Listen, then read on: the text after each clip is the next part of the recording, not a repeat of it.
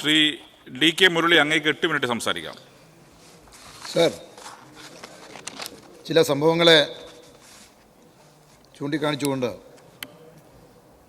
ഒരു അപസർപ്പക കഥകളിലെ ചേരുവയെല്ലാം പോലെ ചേർത്ത് വച്ച് അടിയന്തര പ്രമേയ അവതാരകൻ ഇവിടെ വിശദീകരിക്കേണ്ടായി. കേരളത്തിലെ ആരോഗ്യരംഗത്തെ പുരോഗതിയെയും നേട്ടങ്ങളെയും മറച്ചുവെക്കാൻ വേണ്ടി ബോധപൂർവമായി നടത്തുന്ന നിരന്തരമായ പരിശ്രമങ്ങളുടെ ഭാഗമായിട്ടാണ് ഈ വാദങ്ങളെയും നമുക്ക് കാണാനാകുന്നത്. ഇവിടെ പറഞ്ഞു കേൾക്കുന്നത് ശ്രദ്ധിച്ചാൽ മനസ്സിലാകുക,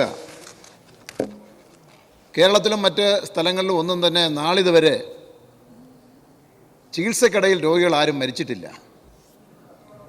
പ്രൈവറ്റ് ആശുപത്രികളിൽ മരിച്ചിട്ടില്ല. ഇതൊക്കെ ആവേശപൂർവ്വം പറയുമ്പോൾ UDF ഭരിച്ചൊരു കാലം കൂടി കേരളത്തിലുണ്ടായിരുന്നു എന്നത് മറന്നുപോകരുത്. അന്ന് ആരോഗ്യ രംഗത്തെ നില എന്തായിരുന്നു എന്ന് ഒന്ന് പരിശോധിച്ച് നോക്കണം. സർ, 2015 അന്നത്തെ ആരോഗ്യവകുപ്പ് മന്ത്രിയോട്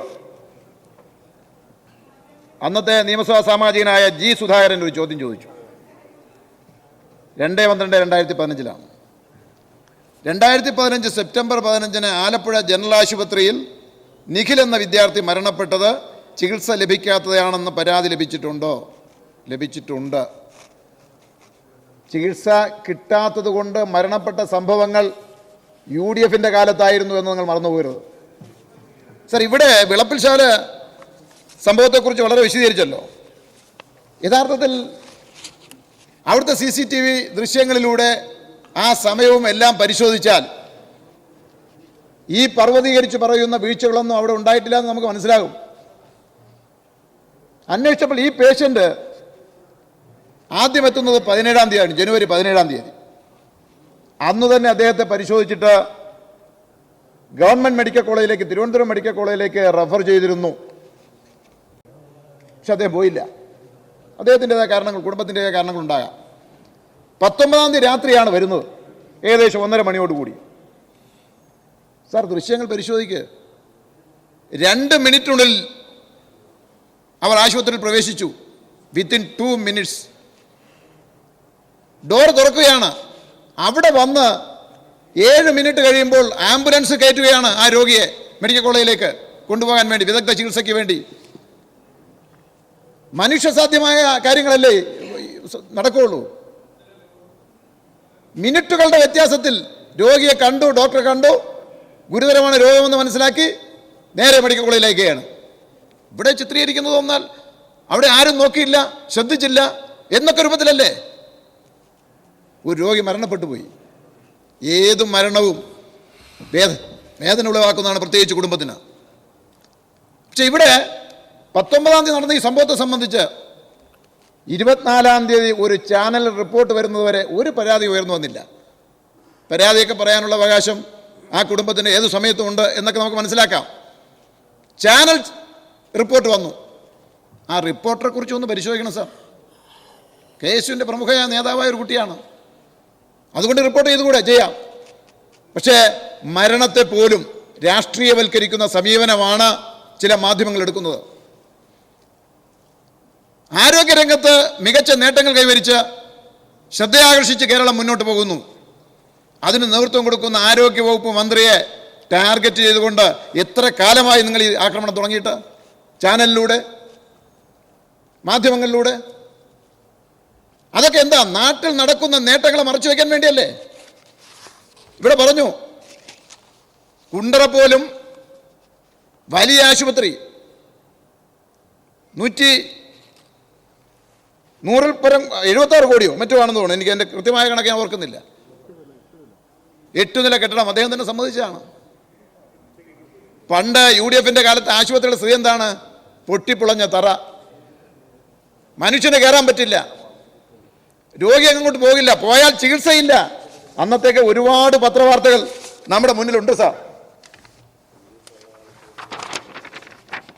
മെഡിക്കൽ കോളേജിലെ അകത്തളങ്ങളിലെ അഴിമതികളുടെ കഥ 2012 മനോരമ റിപ്പോർട്ട് ചെയ്ത് ഇപ്പോഴും നമുക്ക് കൈവശമുണ്ട് സാർ. ഈ പറയുന്ന അഴിമതിയും കെടുകാര്യസ്ഥതയും ചികിത്സാ പിഴവുകളുമൊക്കെ അരങ്ങേറിയത് UDF-ന്റെ കാലത്താണ് എന്ന വസ്തുത മറന്നുകൊണ്ടാണ് പറയുന്നത്. അന്ന് തസ്തികൾ നികത്താത്ത കാലമെന്ന് പറയുന്നത് UDF-ൻ്റെതാണ്. അന്നത്തെ മറ്റൊരു നിയമസഭാ ചോദ്യം കൂടി ഞാൻ ശ്രദ്ധപ്പെടുത്തുകയാണ്. ശ്രീ കെ അജിത്ത് ചോദിച്ചാണ് 2016 സംസ്ഥാനത്ത് ഡോക്ടർമാരുടെ എത്ര ഒഴിവുകളാണ് നിലവിലുള്ളത്, ഇതിൽ സ്പെഷ്യലിസ്റ്റ് ഡോക്ടർമാരുടെ ഒഴിവുകൾ എത്ര വ്യക്തമാക്കാമോ? സംസ്ഥാനത്തെ ഡോക്ടർമാരുടെ 545 ഒഴിവുകളാണുള്ളത്. ഇതിൽ 280 സ്പെഷ്യലിസ്റ്റ് ഡോക്ടർമാരുടെ ഒഴിവുകളുണ്ട്. തസ്തികകളുടെ കാര്യത്തിൽ ഏറ്റവും കൂടുതൽ തസ്തികകൾ സൃഷ്ടിച്ച് നിയമനം നടത്തിയിട്ടുള്ള കാലമാണിത്. അതുകൊണ്ടാണ് ആരോഗ്യരംഗത്ത് നമുക്ക് ഉയർന്നു നിൽക്കാൻ കഴിയുന്നത്. കേരളത്തിൽ ശിശുമരണ നിരക്ക് 5, US-നേക്കാൾ കുറവ്. UDF-ന്റെ കാലത്ത് ശിശുമരണ നിരക്ക് കൂടിക്കൊണ്ടിരിക്കുന്ന സംസ്ഥാനമായിരുന്നു കേരളം. ഏറ്റവും കുറവ് മാതൃമരണമുള്ള സംസ്ഥാനമായി കേരളം മാറി. ഈ നേട്ടങ്ങൾ ആരോഗ്യരംഗത്ത് ശക്തമായ ഇടപെടലെങ്കിൽ നടക്കുന്ന കാര്യങ്ങളാണോ? എന്താ ഇതൊക്കെ പറയുമ്പോൾ ഇതിനെല്ലാം മറച്ചു പിടിക്കുന്നത്? ആത്മവിശ്വാസമൊക്കെ കൊള്ളാം, ജനങ്ങൾ ഇതൊക്കെ കാണുന്നുണ്ട്. ജനവിധി വരുമ്പോൾ തീർച്ചയായും അവരുടെ മനസ്സിൽ ഈ ആരോഗ്യരംഗത്തെ നേട്ടങ്ങൾ ഉണ്ടാകുമെന്നുള്ളതിന് ഞങ്ങൾക്കൊരു സംശയമില്ല, ഒരു ആത്മവിശ്വാസക്കുറവുമില്ല. എന്തെല്ലാം കള്ളപ്രചാരവേലകൾ കൊണ്ടുവന്നുകൊണ്ടാണ് അധികാരം പിടിക്കുന്നതിന് വേണ്ടി നിങ്ങൾ വെപ്രാളപ്പെടുന്നത്. ഈ സത്യാഗ്രഹം ഇരുത്തിയേക്കുന്നതിൻ്റെ പിന്നിലെ കഥകൾ പോലെ ഇപ്പോൾ അനുദിനം പുറത്തു വന്നിരിക്കുകയല്ലേ? ആരൊക്കെയാണ് അതിൻ്റെ പിന്നിലെന്ന് തെളിഞ്ഞു വരികയല്ലേ? ആരൊക്കെയാണ് പോറ്റിയുടെ സുഹൃത്തുക്കൾ എന്നത് ഇപ്പോൾ എല്ലാവർക്കും അറിയാവുന്ന കാര്യങ്ങളല്ലേ? സർ, ഇന്ത്യയിൽ ഏറ്റവും കൂടുതൽ സൗജന്യ ചികിത്സ നൽകിയ സംസ്ഥാനമാണ് കേരളം.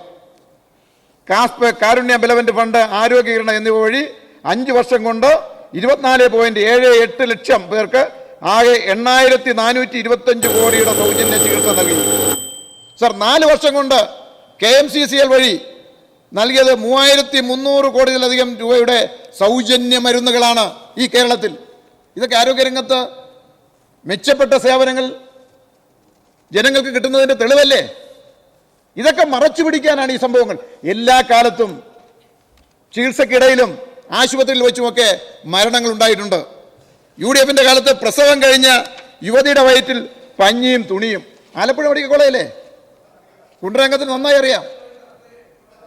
ആ കാലം ഉണ്ടായിരുന്നു.